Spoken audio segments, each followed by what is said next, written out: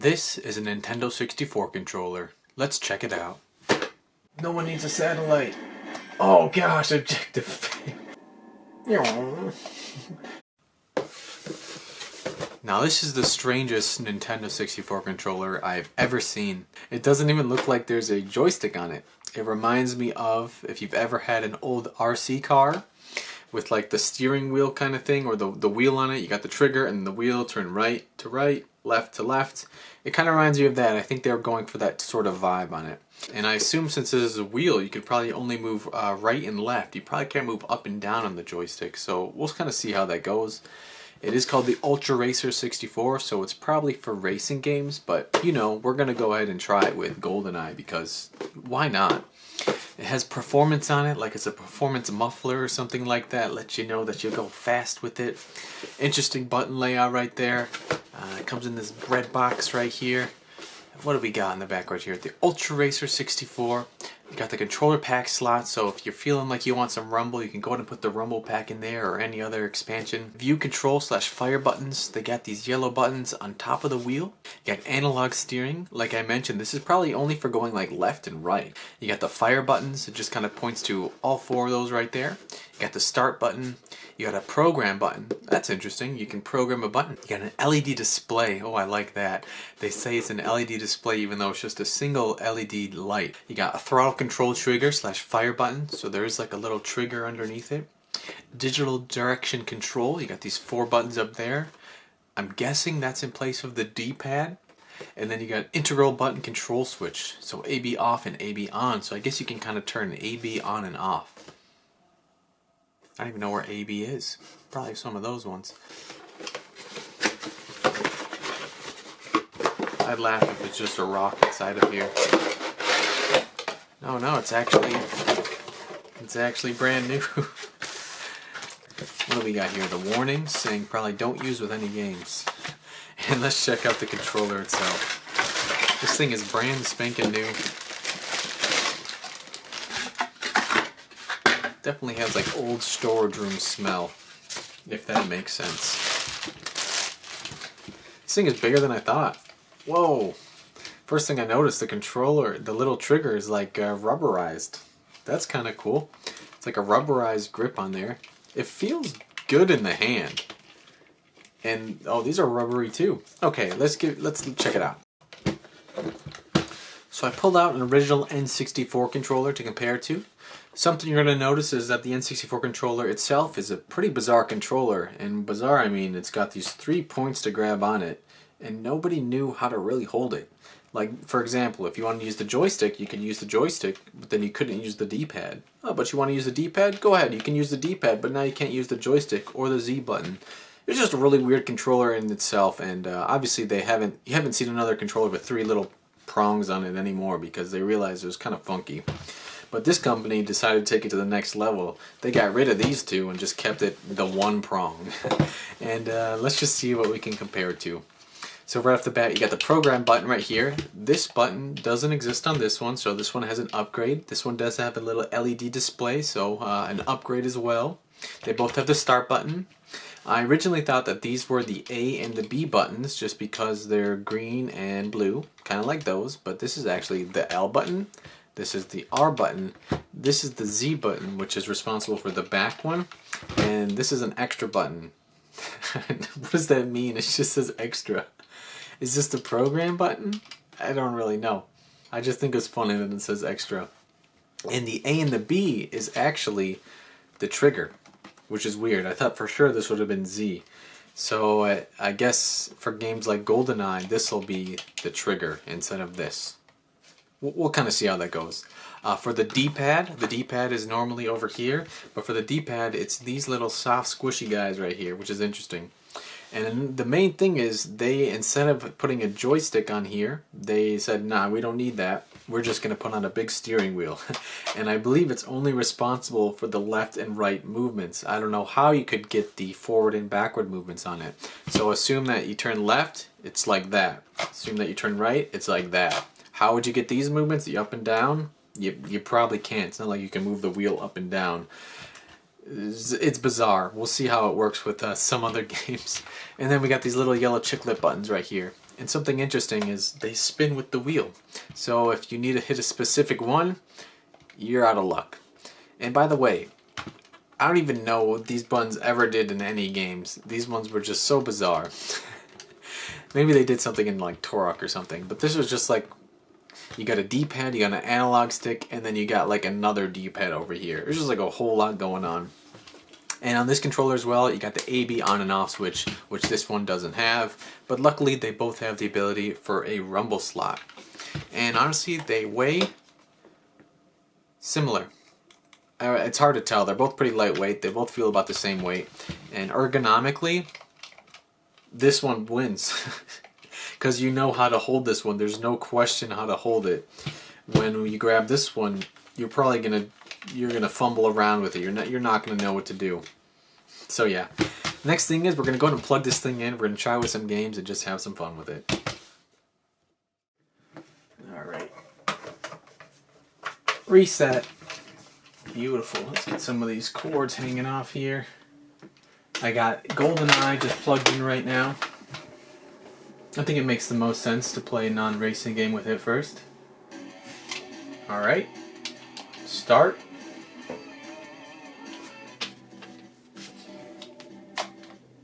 Like I figured, it can only move left and right. And... oh wait! This is up and down. Oh no. What?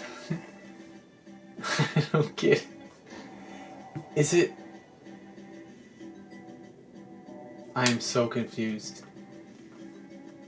Alright, let's see if we can just start it.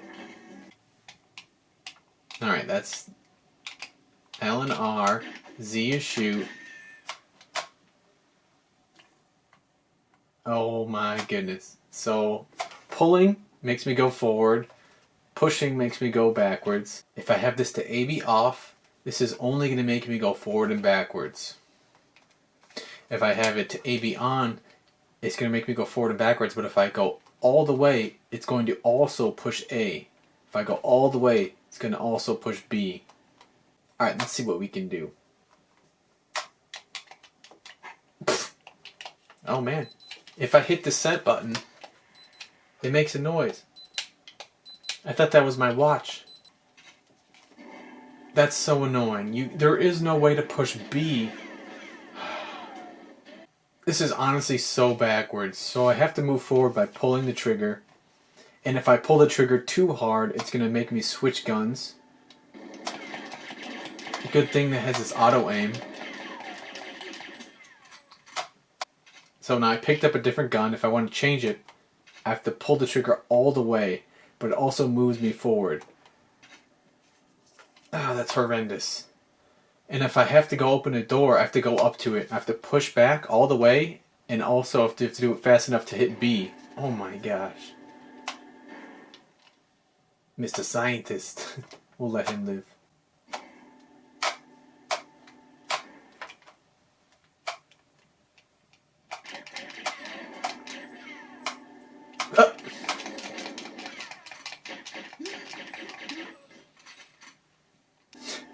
It's so weird. You have to push backwards to open the door. Alright. Every once in a while I forget how to move forward. Come on, come on. Maybe GoldenEye is just an easy game. I don't know. I feel like I should not be doing this well. Oh no, I killed the scientist. Ooh, body armor. Let's go get it. Excuse me, sir. Let me see if I can learn how to program this button real quick. Okay. Hit that. Hit the extra button. And I want it to be B.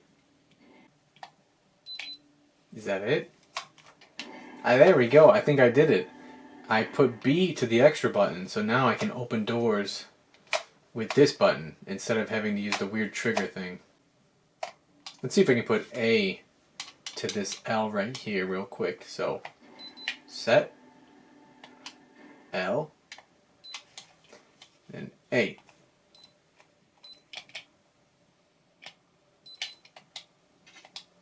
Oh, I did it! This controller is a beast. Okay, I got this. This is way better now. Oh, so I don't need to do any weird kind of pulls to get the controller to work. Oh gosh, I don't have that much life.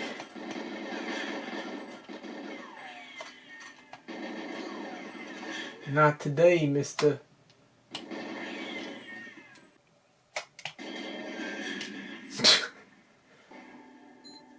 Picked up that. I picked that up. Without this auto aim, I'd just be done. Body armor. No one needs a satellite. Oh gosh, objective failed. I didn't read the objective plan. Failed. Something I want to try now is if I unplug the controller, does it lose its program? I don't think so. Let's go and try a different game. Let's try a racing game. Let's try Star Wars Episode 1 Racers. Boom, boom, boom. So this one should be like perfect for this game. Let's just do free play. Man, I'm still not used to these controls. Look at that. He's got a long nose. Let's do this guy.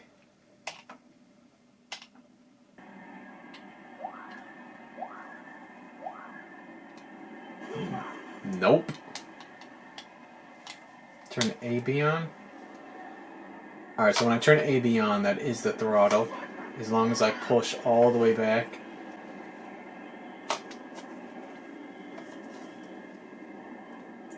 That's different. Way easier to control than GoldenEye. That guy just exploded. Out of my face. Get out of here. Yo, this, what is it, Ultra Racer 64? Oh god. I think it's the best controller for racing games. As I just crashed into the wall. Pretty much you only need 2 buttons in this game. Well, 3 maybe. Go, brake, and the steering. Oh, there's a boost button? Which one is A? That's the tricky part. That's A. Okay, good. I just exploded the rocks. This is pretty cool. The pod racing was always a sweet part of the movie. I'm on the final lap. First place. I don't even think anyone's even close to me. All thanks to the Ultra Racer 64. You think I'd learn about that part right there? I crash every time really hard. I think I like it better than the joystick for games like this.